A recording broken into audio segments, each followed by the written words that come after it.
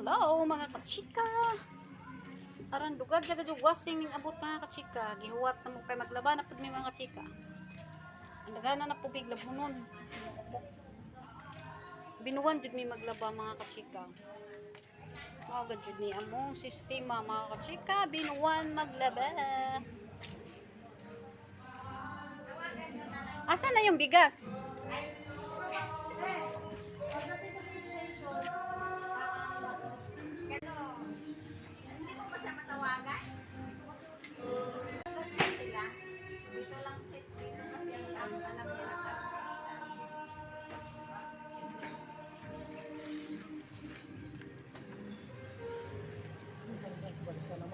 Ha?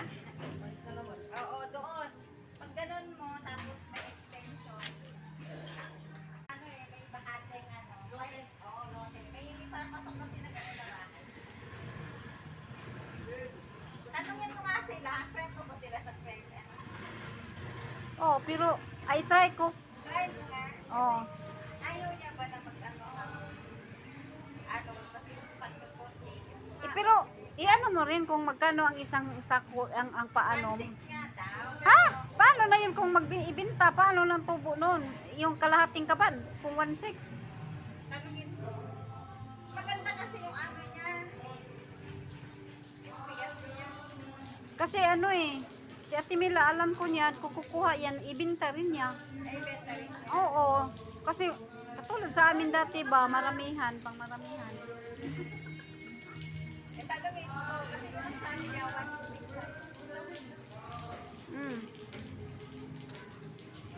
Ay, tanong mo para malaman din yung presyo kung magkano. Pero ang sabi niya sa akin doon, 1.6 doon. 1.6. Tapos magpatubo ka pa. Ganun pa, katubo. Bebe, paano na yun sa'yo? Ikaw Ate, ito. siyang na lang magbala sa'yo, ganun. Siya na lang akong bahalo. Hindi naman, wala ako. Yun lang ako.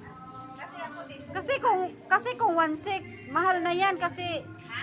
diyan yung 1.4, pinakamahal yan diyan sa kalating kaban, yung magandang, yung tag 60 ang kilo, yata yan ay hindi ko alam kung, ewan ko ngayon kasi yung tag 50, 1.2. Kasi ang meron siya, puro magaganda. Dinorado, coco, gano'n. Itanong ko kasi ang unang tanong nila niyan, presyo. Kaya nga, pero Alam mo ang na- dalawa lang ang magandang ibibigay ko kung mapili sila, coco at saka dinorado, sabi niya. Kasi dati sa amin, di ba, yung coco, tag 1.1 lang yon. Tapos tag 200, ay